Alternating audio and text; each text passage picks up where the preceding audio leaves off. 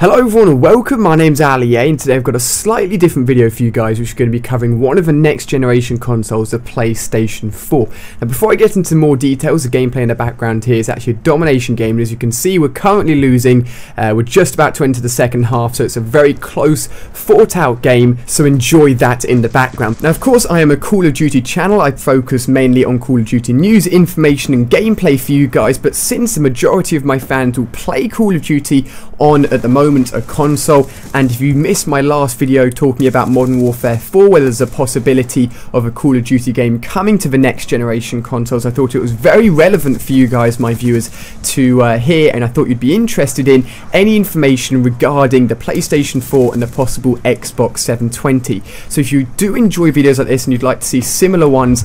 focusing on main bits of information as we lead up to the launch of these consoles, then let me know in the comment section or just hit that like button. So today we're going to be focusing on the release of an image which was leaked, which you can see in the background here, which is the PlayStation 4 controller. Now one thing to note about this image is that it's a prototype version of the controller, which means it could easily change a little bit before the official controller is actually revealed and shown for the final PlayStation 4 console. But at the moment this is real, this is being used on all of the development kits of the PlayStation 4, which you can see in the background of this image here. In the development kits, it's basically just a build of the PlayStation 4 which developers will use to make the games which will be released on launch for the PlayStation 4, but the controller offers lots of information which we can actually use to link back into the console itself. So if we actually break down the controller and first of all have a look at the bottom of it, we can see that there's actually a headphone port which links straight into the bottom of the controller. Now this has never been seen on a PlayStation controller before, and as I'm sure a lot of you guys will know if you have a PlayStation 3, at the moment there isn't the ability to talk to your friends over different games or in a party chat where the quality of the microphones and the quality of the ability to communicate with each other is of a good standard. So hopefully the addition of being able to plug a headset straight into the controller means it's going to be cross-game chat and party chat features, which allows for good quality ability to talk to each other and communicate while playing on the PlayStation 4. The next thing to note is the touch sensitive pad on the front of the controller. I don't believe it's a screen, it's just a pad which allows for 2 finger sensitivity, meaning you can have 2 different fingers touching on the pad and it will note the location of both fingers, and also the speaker directly underneath the pad. The speaker then of course will have its own sound coming out of the controller, similar in a way to the Wii U gamepad, which is very cool and exciting, meaning you can get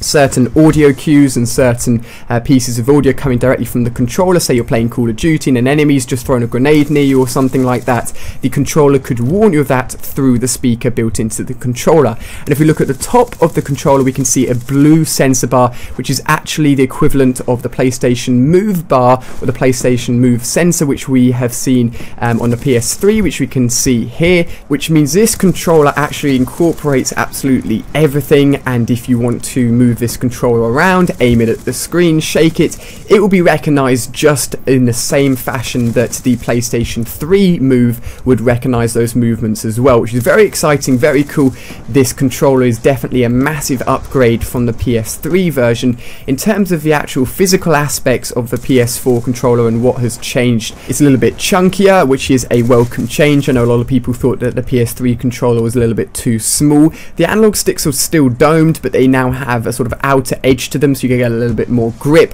and the R2 and L2 trigger buttons are more trigger-like in a similar fashion to the Xbox 360 trigger buttons rather than the old PS3 trigger buttons, which is again very cool for games like Call of Duty or shooting games where you like those sort of trigger buttons. So that's very cool as well. Now all of this information is awesome, and it's cool to get a look at the controller before its official announcement, but for those of you guys that don't know, there's a big conference, a big announcement happening from Sony themselves on February the 20th. Now they haven't said what it's about, no one knows 100% what it's about, but I'm going to tell you guys 99% sure that it's going to be about the PlayStation 4. So come February the 20th, we are going to be getting details and hopefully images and all of that good stuff of the PlayStation 4 for the very first time. So you guys definitely want to be either having a look on my channel, my Twitter, or just general news sites on that date, because that's where we're going to be getting a lot of of information about the next generation PlayStation console in terms of the Xbox 720.